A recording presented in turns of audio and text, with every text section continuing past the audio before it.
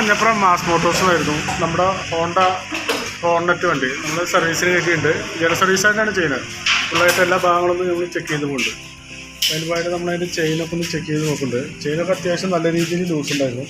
അതൊന്ന് നമുക്കൊന്ന് ടൈറ്റ് ചെയ്ത് തരണം. എന്നിട്ട് നമുക്ക് ചെയിനൊക്കെ ഒന്ന് വാഷ് ചെയ്തിട്ട് ഒന്ന് ലൂബ് ചെയ്ത് കൊടുക്കണം. ഒന്ന് ലൂബ് ചെയ്ത് ക്ലിയർ ആക്കണം കേട്ടോ. അതുപോലെ തന്നെ അതിൻ്റെ ബാറ്ററിയൊക്കെ ഒന്ന് ചെക്ക് ചെയ്യാൻ വേണ്ടി അയച്ചാണ്.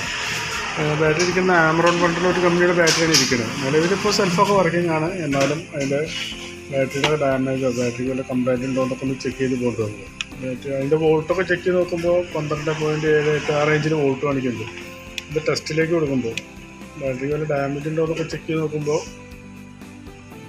ബാറ്ററി നിലവിൽ കംപ്ലൈൻ്റ് ആയിട്ടാണ് കാണിക്കുന്നത്. എന്നാലും സെൽഫൊക്കെ വർക്കിംഗ് ആണ്. ഈ സെൽഫിൻ്റെ എന്തെങ്കിലും കംപ്ലൈൻറ്റ് കാണിക്കുന്നുണ്ടെങ്കിൽ അപ്പോൾ ബാറ്ററി മാറ്റി കളഞ്ഞാൽ മതി കേട്ടോ. അതേപോലെ തന്നെ നമ്മളതിൻ്റെ എയർ ഫിൽറ്ററൊക്കെ ഒന്ന് ചെക്ക് ചെയ്യാൻ വേണ്ടി അയച്ചാണ്. എയർ ഫിൽറ്റർ നമുക്ക് തണുത്തോടെ ഒന്ന് ക്ലീൻ ചെയ്തിടാം. അടുത്തതാണ് നമുക്ക് ആ എയർ ഫിൽറ്ററും ഈ പ്ലഗും കൂടി നമുക്ക് ഒരുമിച്ച് മാറ്റേണ്ടി വരും. മാറ്റുമ്പോൾ നമുക്ക് ഒരുമിച്ചാണ് മാറ്റേണ്ടത്. അപ്പോൾ ഇത്തവണ പ്ലഗും എയർ ഫിൽറ്ററും നമുക്ക് ക്ലീൻ ചെയ്തിട്ടാൽ മതി. നമുക്ക് എഞ്ചിൻ ഓയിൽ മാറ്റാറായിരുന്നു. അതിൻ്റെ എഞ്ചിൻ ഓയിൽ മാറ്റുന്നുണ്ട്.